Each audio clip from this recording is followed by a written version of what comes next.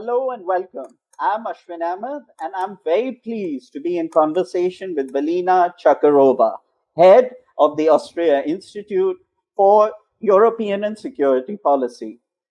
Today, we are going to be talking about the recently held summit meeting between President Xi Jinping and European Union leaders. Velina, first of all, welcome to the show. Thank you very much for having me today, and I'm looking forward to a very interesting conversation with you. We're also very happy to hear from you. Now, first off, I want to ask you just what happened? We expected a 3-day summit.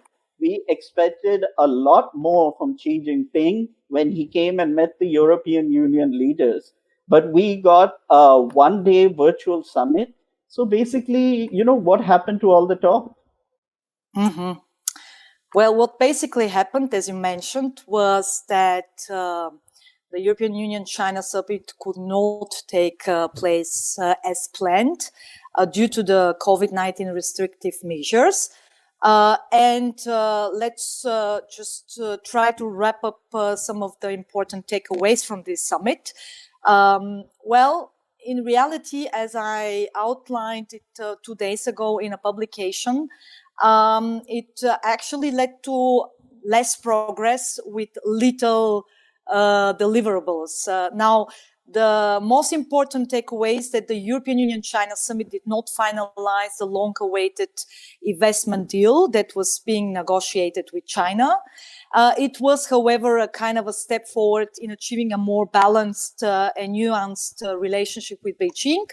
And the key message from the European Union side was it's all about reciprocity, responsibility, and basic fairness when it comes to market access, while China addressed its own understanding of commitments, which it named as peaceful coexistence, open cooperation, multilateralism, as well as dialogue and consultation. So basically 2 different tracks of understanding what should be at the core of this relationship, long-term oriented relationship. Indeed, they could facilitate the signing of a bilateral agreement on so-called European geographical indications in China, as well as Chinese geographical indications in Europe. This was one achievement that was already reached actually in November. So basically now it was only about the signing, and the meeting felt to mark a substantial breakthrough in the bilateral relations. That's my sum up. Velina, I'm glad you brought this up. I just want to ask you, but even before the summit, Chinese Foreign Minister Wang Yi had come to Europe. Now, he was supposed to, smooth the fences and, so-called mend relations, but he actually made it worse. Now, did that leave a bad feeling in the lead up to the summit? Or do you feel that European leaders had already hardened their views towards China in the wake of the pandemic, etc.? Indeed, the visit of the Chinese minister to 5 very important countries in Europe, which happen to be also significant trade powers, was perceived here on the old continent as a kind of a damage limitation visit, but also as a kind of a wrap-up for the upcoming Europe-China summit. He, interestingly, didn't come to Britain, whose stance on certain problematic issues, such as the developments in Hong Kong, so basically China's changed stance on Hong Kong, or 5G technology, put these relations in a kind of a diplomatic deep freeze, and the risk of facing a similar situation in another European capitals was quite too high. So this visit was basically aimed at repairing China's reputation following the recent activities that I named, but also due to the so-called mask diplomacy actions during the COVID-19 crisis, The public and political stakeholders were kind of sensitized um, towards China. And of course, the 5G technology debate began to more or less, getting speed up. Interestingly, the top European Union diplomat, Josep Borrell, stated already prior to the European Union China summit that Europe should develop a more realistic approach to China, particularly after its crackdown on Hong Kong. Now, he also described these complicated relations as a kind of a multifaceted relationship, which actually is comprised of a nexus between a cooperative course on the one side and confrontational course on the other side. So basically, he described Europe as being caught in a kind of a competition between China and the United States. And of course, that particular assessment was also more or less at the core of the changing stance in European capitals towards China. The fear of kind of being squeezed between two superpowers or two centers of powers, namely the United States and China, is becoming increasingly present in Europe. So probably this is kind of a good wrap up for you, what actually happened with this diplomatic visit. As you mentioned, it actually backfired in a way that it sensitized public opinion in some of the European countries, and it actually led to even more intense discussion on the future relationship with China. Velina, now I want to ask you, it's a big question, but where is the China-EU relationship here? I mean, at the moment, we have very high EU relationships, anti-China. So where does the China-EU relationship stand at the moment, according to you? I think that the relationship is going on the one side into more of an institutionalized approach, which means that since we have a twofold decision-making process here in Europe, this is something that our colleagues from other parts of the world, for instance, in India, should also understand, is that we have this twofold institutional decision-making process. We have the European Union institutions when it comes to shaping important strategic relationships, such as the one with China, and we have the member states. So there will be a kind of an approach towards more institutionalization, because then institutions such as the European Commission will have also a saying. On the other side, it's of course the big elephant in the European room is, of course, Germany, and how Germany is going to manage its relationship with China, which also will affect the direction of the common European approach. Now, for Germany and the European Union institutions, taking this bilateral relationship with China to the next level was already a high priority on the political agenda prior to the European Union summit. This was the second summit in this year. Like I said, there were no major breakthroughs in these two summits that took place digitally. And there is another important aspect. The European Union has managed to redefine its view of the strategic partnership with Beijing by naming it a systemic rival and economic competitor next to a cooperation partner. So this is an interesting element that took place last year, and it should be also considered. Velina, now I want to ask you from the Chinese perspective. China, as we know, is going through a very tough trade war with the United States. China has a publicity problem, especially within Asia. Now, obviously, the foreign minister of China came to, kind of mend fences. It did not happen with Europe. at least not as far as this summit is concerned. How much do you think the lack of European support would hurt China? Well, let's see it from different perspectives, realistically, what is going on. Now, on the one side, the economic contraction of all European states following the COVID-19 crisis increased the strategic necessity for institutionalizing the relations with China, for deepening, if you like, the relations with China. So this reality is there. There is so this kind of signing of a comprehensive agreement on investment is still on the table. And for me, this will be a very strong signal if both sides reach an agreement until the end of this year.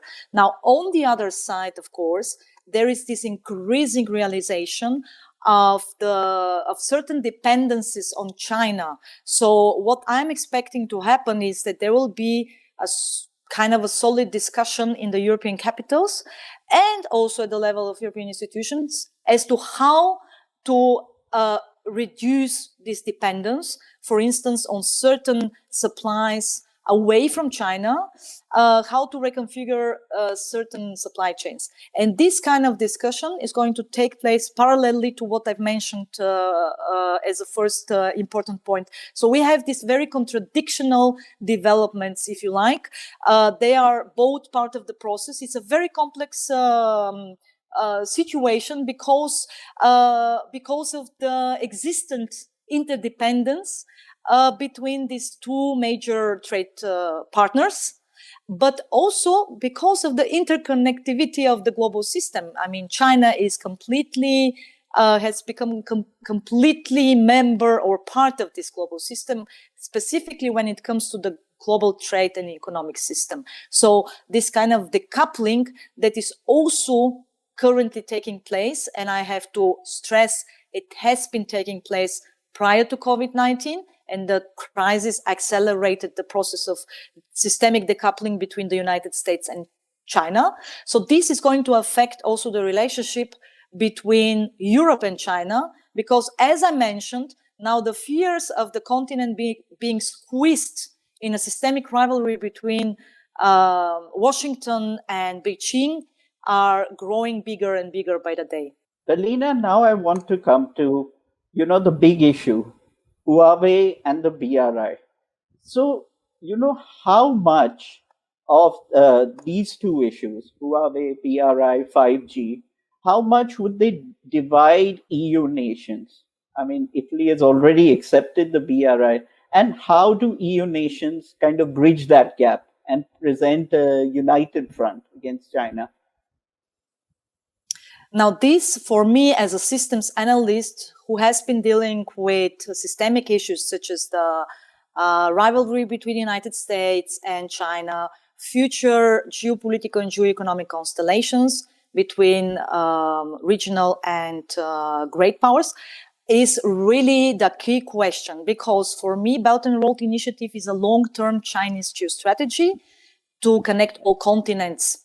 So basically, it is aimed at a period of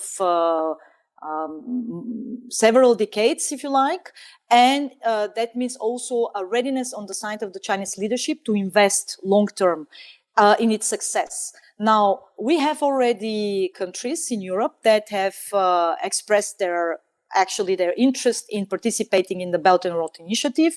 In Europe, key trade powers such as Italy has become also member of the Belt and Road Initiative. Still, this is being perceived as rather kind of a political move, more or less for Italy to create a kind of a leverage against other key European member states in its other interests and geopolitical goals on the continent. However, it should be really followed with great concern. My expectation is, as you mentioned, that it will be certainly kind of a reason for further polarization within the European member states. Why? Because China has been engaging European states in a bilateral manner.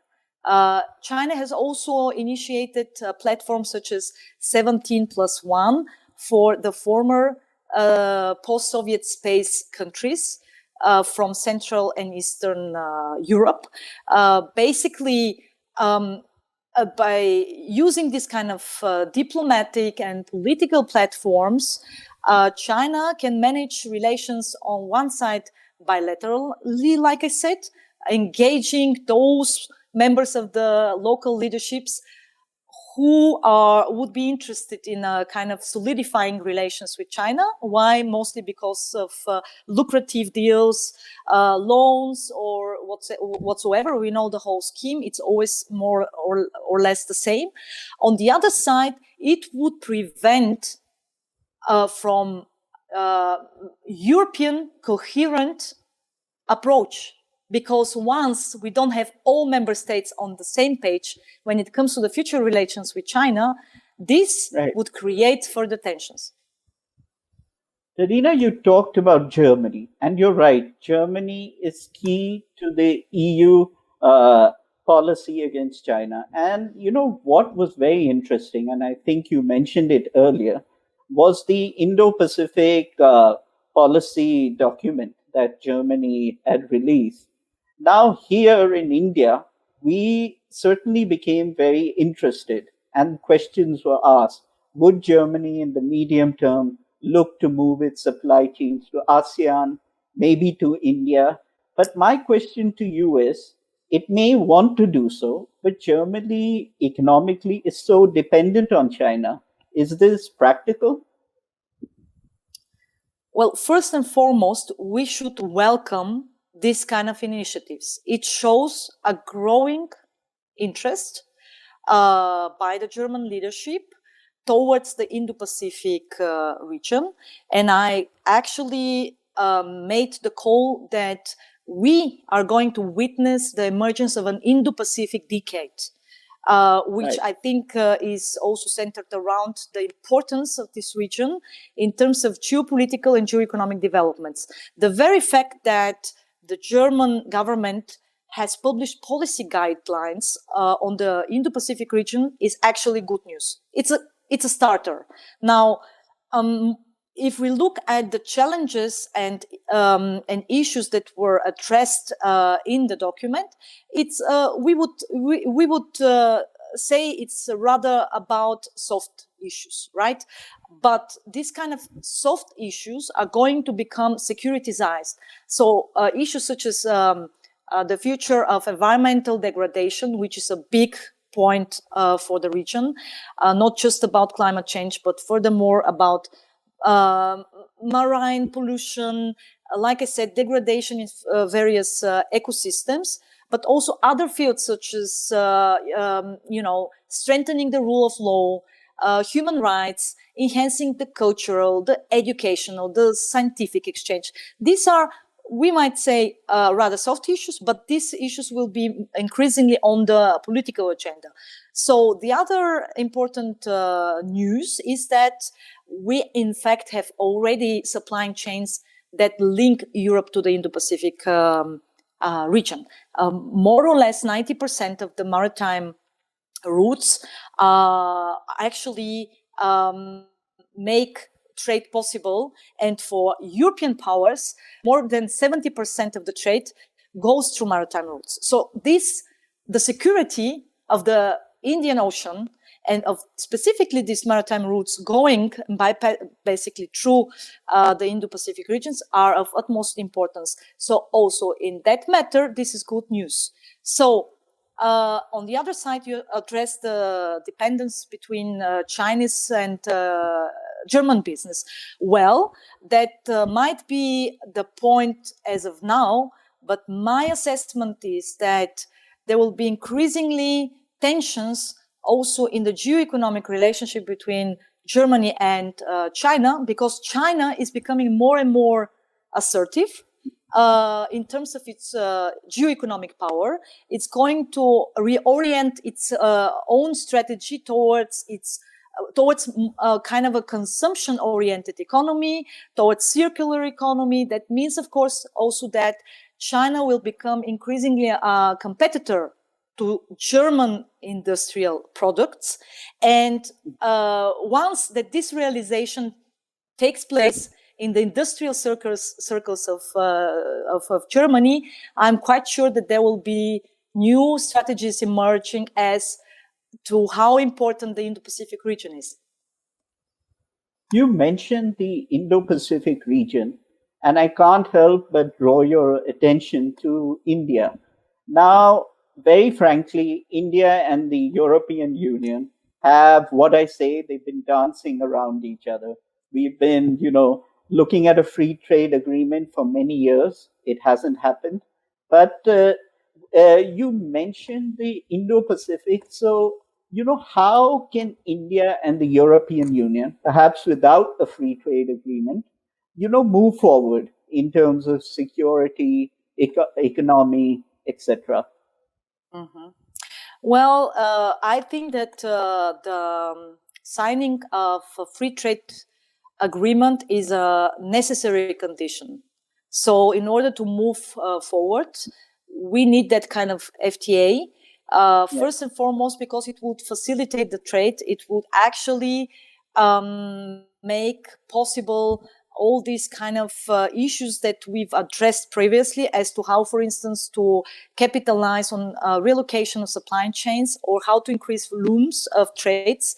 And specifically in terms of the fourth industrial revolution, in terms of digitalization, India has a lot to offer to Europe. Now, what I'm expecting to happen is at the top of the system is actually this rapprochement between United States and India, which will take place in all key sectors and in the main fields of policy.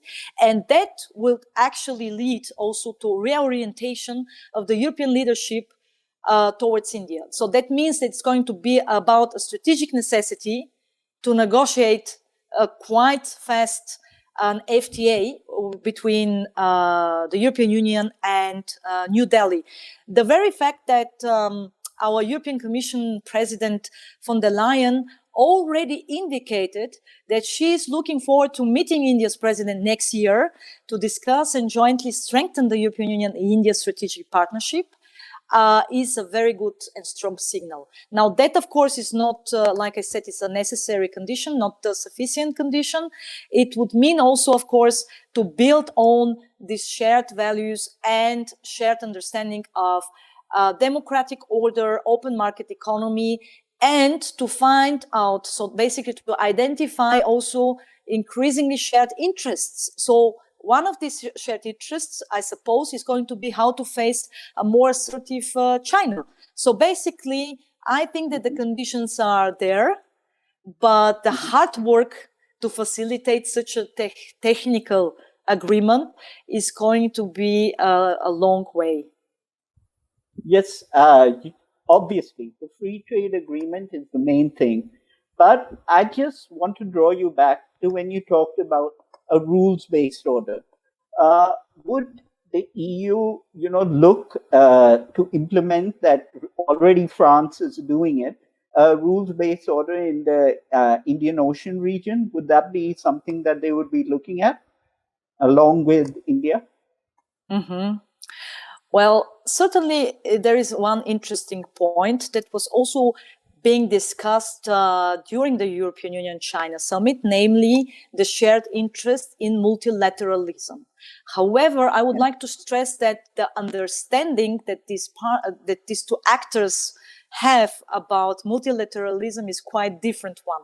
So that is why I'm convinced that the European Union, as a strong propagator of rules-based international order with strong role of international and regional organizations, is going to look for like-minded partners. And I see a role for India in that matter. So I suppose that one of the probably issues on the future agenda is going to be this this kind of cooperation within international institutions such as the United Nations, which has witnessed a strong, basically a strong attack, especially now during the COVID-19 crisis, and this interest, if you like, specifically also following, of course, Trump's administration,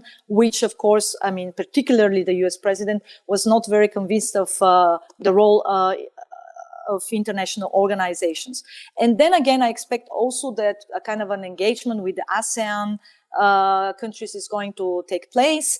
Right. So how to navigate in this kind of increasingly difficult institutional norms ocean, if you like, because China is also creating effects on the ground.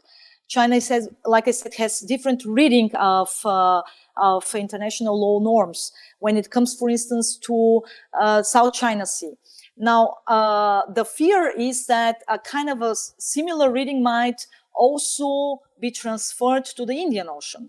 And we know from the past that this kind of security dilemmas are still very much existent in South Asia, with the recent increasing tensions, border tensions between Beijing and New Delhi. This is becoming more and more problematic. So I suppose that, like you've asked, this kind of necessity to settle, in terms of international norms, to settle the rules of navigation in the Indian Ocean are going to be definitely of great importance. Velina, thank you so much for sharing your views. And I'm Ashwin Ahmad. Thank you all for watching. Goodbye. Thank you.